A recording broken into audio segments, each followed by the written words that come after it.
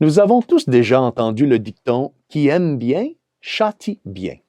Cela signifie que corriger quelqu'un, reprendre ses fautes, c'est lui prouver qu'on l'aime vraiment et qu'on ne veut que son bien. Or, ce dicton est-il dépassé ou s'applique-t-il encore à nous aujourd'hui?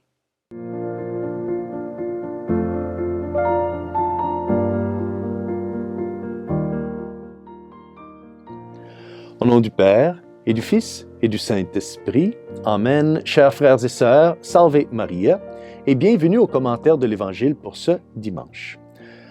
La lecture de l'Évangile nous est présentée aujourd'hui par Saint Matthieu, chapitre 18, versets 15 à 20, et nous rappelle un mot de sagesse qui semble avoir été pratiquement oublié par le monde d'aujourd'hui. Toutefois, la Sainte Bible, chers frères et sœurs, n'est pas un livre du passé.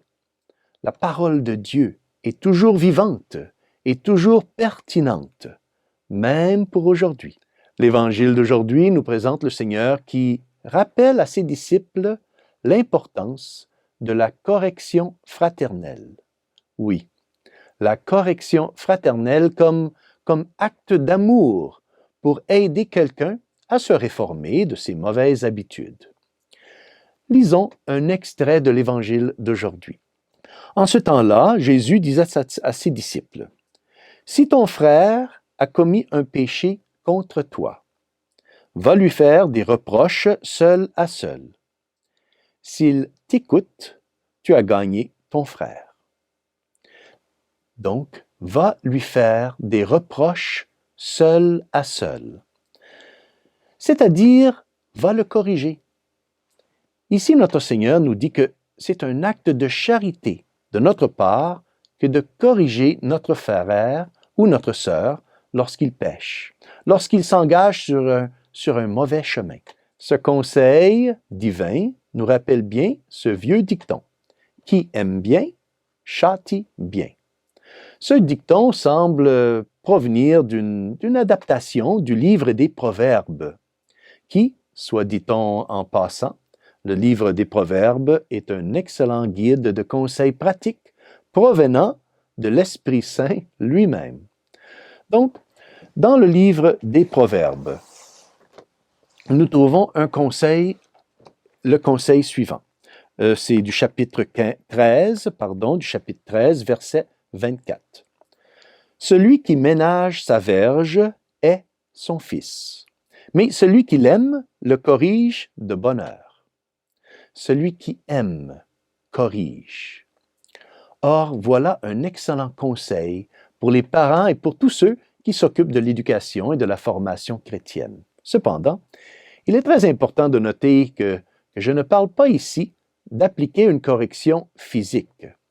Bien que la correction physique, sous la forme d'une petite fessée, soit encore utilisée aujourd'hui par les parents dans certaines cultures avec, en passant, des résultats vraiment très bons.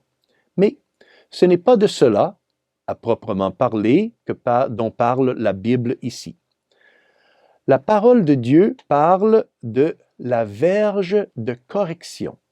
Cela veut dire que négliger son devoir de corriger un frère ou une sœur est une forme de haine à leur égard.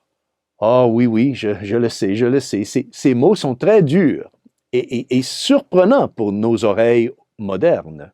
Oui, mais ce sont des paroles qui nous sont présentées par le Saint-Esprit, qui se trouvent dans les Saintes Écritures, et ne sont rien d'autre que la pure vérité. Permettez-moi, frères et sœurs, de vous donner un exemple. Si je vois un crime se commettre sous mes yeux, et je ne fais rien, je garde le silence et je croise mes bras, je pourrais finir par devenir complice de ce crime. De la même manière, si je remarque qu'un frère ou une sœur risque de perdre son âme en suivant un mauvais chemin, un chemin de péché, si je ne le préviens pas, je ne l'aime pas. L'Écriture sainte dit que, en fait, je le hais. Et je serai aussi, en partie, malheureusement, responsable pour sa perdition. Père François, quelqu'un pourrait me demander, signifie-t-il que je dois descendre dans la rue pour dire à tous ceux que je rencontre que ce qu'ils font est mal? Eh bien non, ce n'est pas ce que je dis.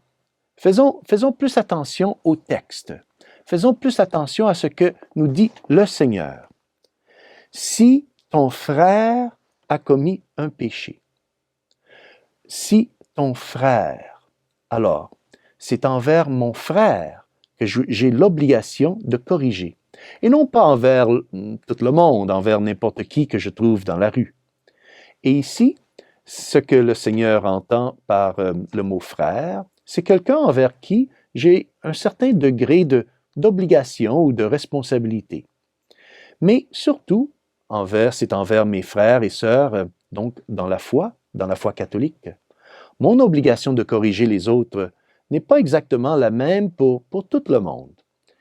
Il existe des différents degrés. Qui est précisément soumis à cette obligation de correction fraternelle? Alors, je pense d'abord, par exemple, aux parents et même à la famille proche.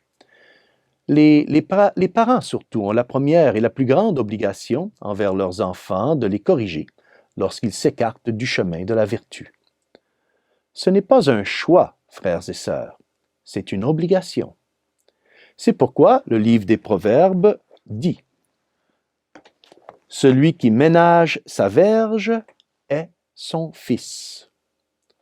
Ce proverbe s'applique à toute correction fraternelle, mais plus particulièrement aux parents. Le grand théologien Cornelius a lapidé.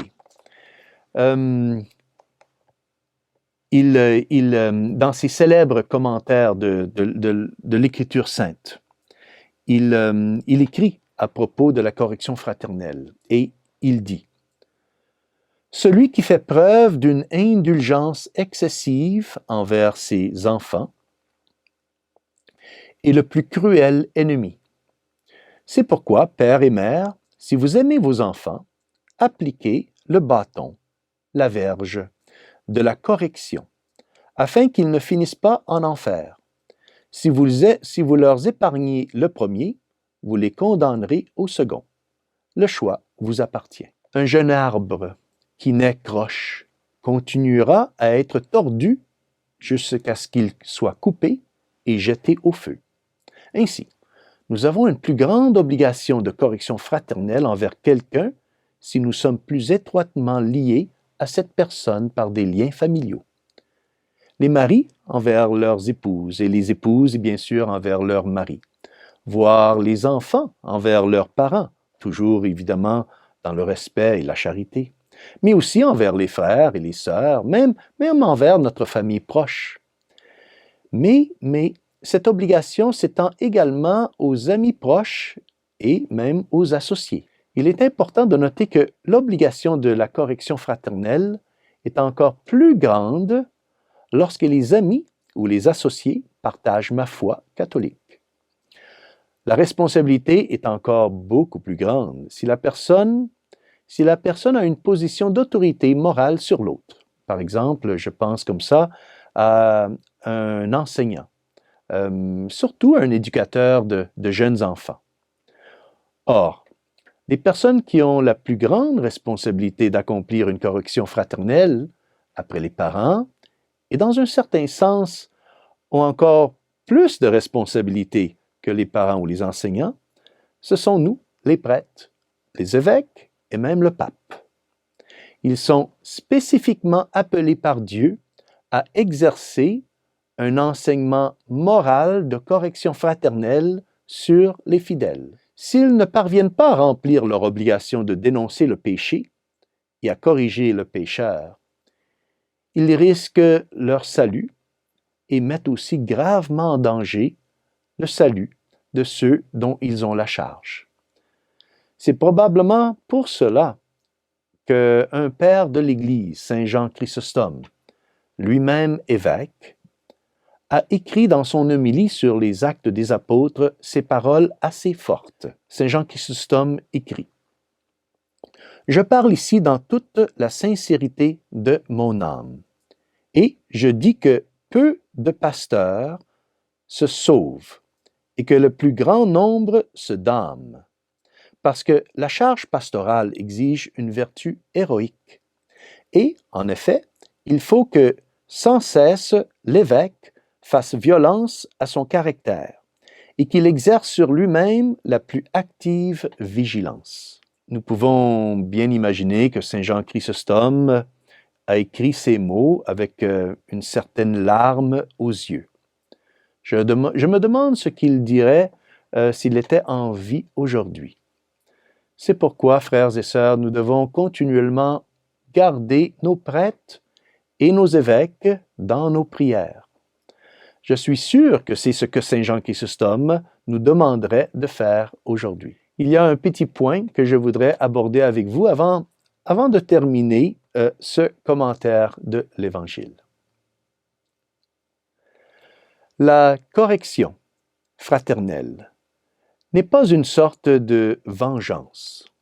C'est en fait un acte de charité. Corriger n'est pas décourager ou humilier, mais aider et encourager la pratique de la vertu. Alors voici un petit conseil pratique. À moins qu'il y ait un crime grave à prévenir, si vous remarquez que quelqu'un fait quelque chose de mal, ne le corrigez jamais à l'instant. Laissez passer quelques jours et parlez-en avec la personne que lorsqu'elle sera détendue et prête à vous écouter. Cela est vrai aussi pour les enfants. Ne les corrigez jamais immédiatement. Attendez au moins quelques heures avant de le faire. Pourquoi, vous me demanderez? Parce que, en corrigeant à l'instant, l'enfant qui se comporte mal, nous courons le risque d'être sous l'emprise de la colère ou de l'irritation.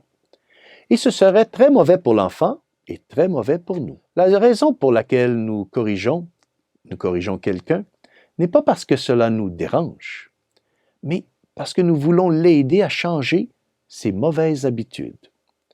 C'est avant tout parce que nous voulons qu'il aime Dieu, qu'il obéisse à Dieu et qu'il se soumette à Dieu comme nous et qu'il alors sauve leurs âmes. Nous laisser emporter par nos passions dans une correction fraternelle, c'est toujours à éviter. Demandons donc à Notre-Dame, Mère de la Miséricorde, de toujours nous aider à bien pratiquer la vertu de la correction fraternelle. Et que Dieu Tout-Puissant vous bénisse, au nom du Père et du Fils et du Saint-Esprit. Amen. Salve Maria!